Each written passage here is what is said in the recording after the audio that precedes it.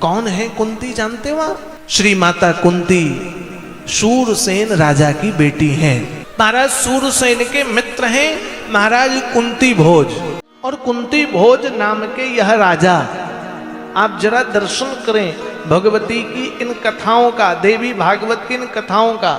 माता कुंती का जब जन्म हुआ, जन्म लेते ही महाराज शूरसेन के पास कुंती भोज आ गए।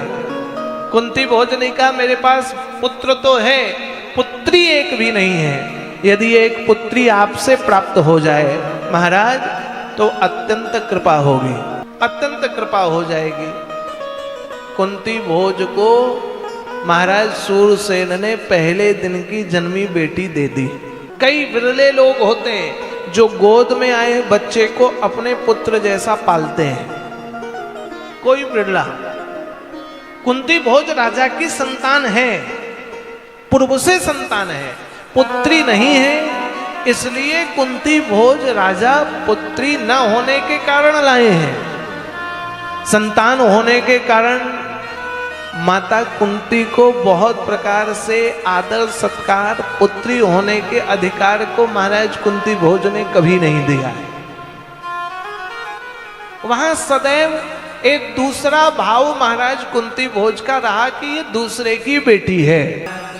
आज महाराज कुंती भोज माता कुंती को पराई बेटी मानते हैं। उन्हें ऐसा लगता है ये बेटी दूर दूसरे घर पर जाएगी, जीवन के कष्ट को भोगा। और जानते हो एक दिन की बात है, कुमारी हैं कुंती, तप करती हैं, तपस्या करती हैं। व्यक्ति जब संसार से सताया जाता है ना तो भगवान की शरणागति पर होता है। आज भगवती कुंती माता आप जानते तप कर रही हैं। चातुर्मास का आयोजन हुआ, माता कुंती के यहां ऋषि दुर्वासा का आगमन हुआ। कुंती भोज राजा ने ऋषि दुर्वासा की सेवा में माता कुंती को लगा दिया। हमारे राजमहल में ऋषि दुर्वासा आए हैं, इसलिए हे कुंती उनकी सेवा, उनका भोजन, उनके वस्त्र आदि की साफ सफाई, उनके उठने बैठने की सब व्यवस्था कुंती आप करोगी। ध्यान दीजिए देवियां, कुंती माता ने 4 महीने तक दुर्वासा ऋषि की अत्यंत सेवा की। ऋषि दुर्वासा चातुर्मास के कार्य को पूरा करके जाने लगे।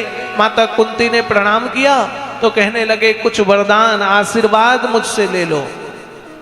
कुंती ने कहा प्रभु मैं तो जीवन की हारी हुई सताई हुई हूं, क्या आशीर्वाद देंगे? यदि देना चाहते हैं तो मुझे आशीर्वाद दे दें। मैं जिस देवता का आवाहन करूं वो देवता मेरे पास आ जाए, जिस भगवान को पुकारो। आज ऋषि दुर्वासा ने देव के आवाहन का मंत्र कुंती माता को दे दिया।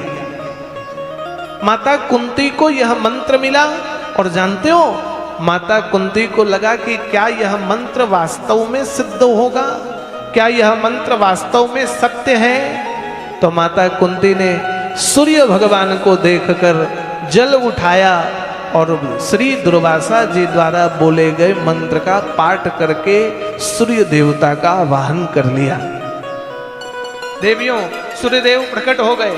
आपने कथा सुनी होगी या महाभारत के सीरियल में देखा होगा। सूर्य देवता कहते हैं कुंती अब आपको पुत्र प्राप्त करना होगा। माता कुंती डर गई, क्या करूं क्या करूं, क्षमा मांगा। सूर्य देवता ने कहा यदि मैं आपको पुत्र बिना दिए जाऊंगा तो देवों में उपहास का पात्र बन जाऊंगा, और यदि आपने मेरे से यह पुत्र नहीं लिया तो आप सहित उस ब्राह्मण ऋषि को भी मैं श्राप दे दूंगा जिन्होंने अयोग्य कुंती को भी यह मंत्र दे दिया है। सूर्यदेव के क्रोध को देखकर माता कुंती ने कहा हे देव क्रोधित ना हो, मैं आपको तेज को ले लूंगी, लेकिन मैं तो कुंवारी हूं, विवाह नहीं हुआ है। सूर्यदेव ने कहा चिंता न करो, ये कुंवारी अवस्था आपकी कभी नष्ट ना होगी, ऐसा आशीर्वाद दिया। माता कुंती 9 मास तक एकांतवास पर रही और दासी को लेकर रही माता कुंती। उनसे 9 महीने बाद एक पुत्र का जन्म होता है। जो कवच कुंडल धारण करके आता है उसी का नाम कर्ण पड़ा। कर्ण नाम के यह पुत्र हैं। माता कुंती को लगा इस पुत्र को मैं ले जाऊं कहां, तो माता कुंती ने दासी को कहा, हे दासी, इसे आप नदी पर विसर्जित कर दें। और दासी ने नदी पर डाला। वह नदी बहते बहते एक गांव में निम्न वर्ग के नीची जात में जन्म लेने वाले दासी के यहाँ वह स्नान करती हुई सूत जाति में जन्म लेने वाली वह स्त्री ने उस पालने में उस बच्चे को पाया। राधा नाम था उसका और उसने पालन किया तो उस बालक का नाम राधे हो गया। राधे नाम पड़ा। आगे चलकर कर्ण नाम पड़ता है। माता कुंती ने महाराज शांतनु को कहा, चिंता न करें देव, आपसे पुत्र भले ही ना हो, लेकिन ऋषि दुर्वासा द्वारा दिया गया मंत्र अभी मेरे पास है। हम उस मंत्र का उपयोग करके माद्री और मैं पुत्रों को जन्म दे सकती हैं। आज माता कुंती ने ऐसे मंत्र को माद्री को बताया और कथा कहती है माता कुंती ने धर्मराज का आवाहन किया तो पहले पुत्र युधिष्ठिर हो गए। धर्मराज की कृपा से युधिष्ठिर हुए।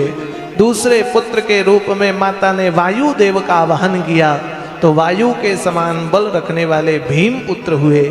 तीसरे पुत्र के रूप में इंद्र का आवाहन किया तो कथा कहती है तीसरा पुत्र माता कुंती के अर्जुन हो गए। माद्री को यह मंत्र दिया। माद्री ने अश्वनी कुमारों का आवाहन किया तो माद्री के दो पुत्र हुए, नकुल और सहदेव।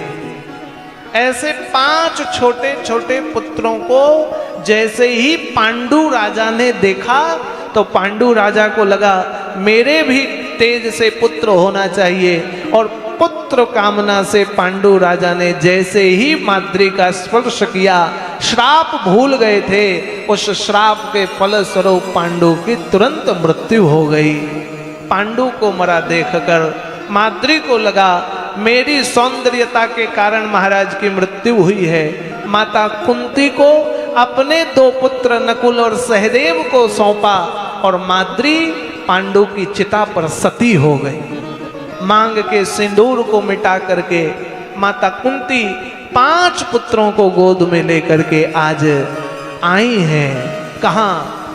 अपने राजमहल में जहां रहती हैं। आज पहुंची हस्तिनापुर और हस्तिनापुर में पितामह भीष्म ने देखा, पूछा कुंती तेरे मस्तक का सिंदूर कहाँ है, तेरी बिंदी कहाँ है, महाराज पांडु और माद्री कहाँ हैं, ये 5 पुत्र किसके हैं। तो माता कुंती ने सारी कथा विस्तार से बताई।